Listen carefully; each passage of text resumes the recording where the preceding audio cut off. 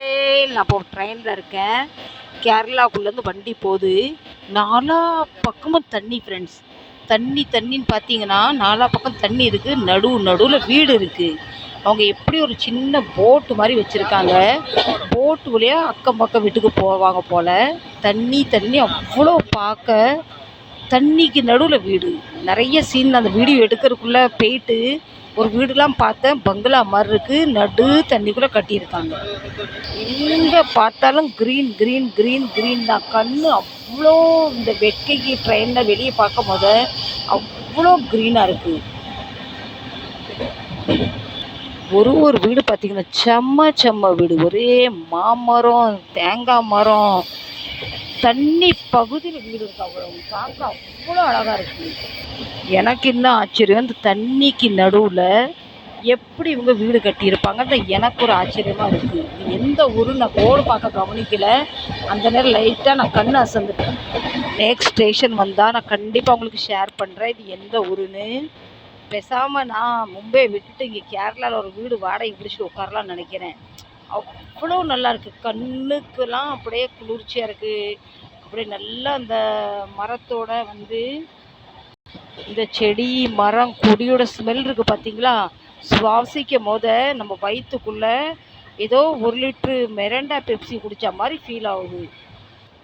போகும்போது ஜம்முன்னு ஏசியில் போயாச்சு. இப்போ வரும்போது டிக்கெட்டு கிடைக்காதனால நான் ஸ்லிப்பரில் தான் வரேன். ட்ரெயின் ஃபுல்லாகவே காலியாக தான் இருக்குது. கூட்டெல்லாம் பெருசாக எதுவுமே இல்லை. கேரளாவில் எங்கேயுமே பொல்யூஷன் இல்லை. காற்று அடிக்கும் போது தான் இந்த மரம் செடி ஸ்மெல் தான் வருது. மும்பையில் காற்று அடிக்கும் போது ஒரு பொல்யூஷன் நம்ம வாய்க்குள்ளேயும் மூக்குக்குள்ளேயும் போகிற மாதிரி இருக்கும். அதுக்காக நான் மும்பையை குறை சொல்கிறேன் கிடையாது. ஏன்னா அங்கே இடம் குறைவு, பப்ளிக் அதிகம்.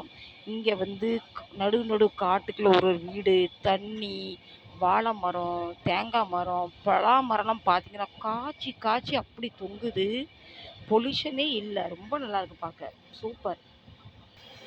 பாருங்க எவ்வளோ அழகாக இருக்குது பாருங்க. வீடெல்லாம் பாருங்க. தண்ணி பாருங்க. தண்ணி இப்போதான் தெரிஞ்சு கேரளாக்காரங்க இவ்வளோ வயசானவங்களுமே நல்லா ஹெல்த்தாக இருக்காங்க. அவங்க முடி கருக்கிறது இல்லை. அவங்க சாப்பிட்ற சாப்பாடு, மீன் ஆகட்டும், நிறைய ஃப்ரூட்ஸ் வகையாகட்டும், இயற்கை தேங்காய் எண்ணெய்.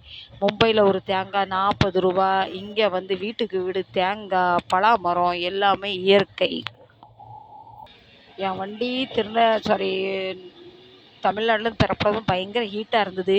இப்போ கேரளாவுக்குள்ளே வண்டி போகிறனால அந்த க்ரீனுக்காக கொஞ்ச நேரம் ட்ரெயின் நல்லா கூலாக இருக்குது. நல்லா சூப்பராக கிளைமேட் நல்லா இருக்குது. நான் எங்கேயாவது ட்ரெயின் நின்றுச்சுன்னா கண்டிப்பாக ஸ்டேஷனில் இறங்கி உங்களுக்கு நான் காட்டுறேன். பாருங்கள் ட்ரெயின் ஃபுல்லாக எவ்வளோ காலியாக இருக்கு பாருங்கள். கூட்டமே இல்லை. இவ்வளோ பப்ளிக் ரிலாக்ஸாக உட்காந்து ரிலாக்ஸாக இருக்காங்க. கூட்டம் நெரிசல் அப்படி எதுவுமே கிடையாது. சூப்பராக இருக்குது. ட்ரெயினில் ஃப்ரீயாக உட்காந்து எல்லோரும் காலை கை போட்டு உட்காந்துருக்காங்க. எல்லாம் நல்லா பட்டுக்கிட்டே இருக்குது. ஒரு வீடு பாருங்க எப்படி இருக்குது. காற்று அவ்வளோ காற்று பறந்துருவோம் போல. அவ்வளோ சூப்பர் காற்று. உங்களுக்கு கேரளா பிடிச்சிருக்கா சொல்லுங்க கண்டிப்பா.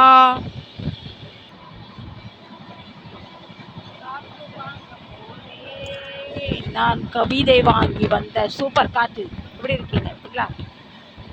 கது ஓரத்தில் நிற்கிறேன். நான் சேஃபாக தான் நிற்கிறேன். கவலைப்படாதீங்க. நான் கீழே விழ மாட்டேன்.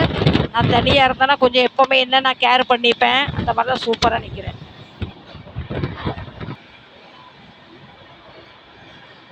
காற்றுல எல்லாம் முடியெல்லாம் களைஞ்சிட்டு.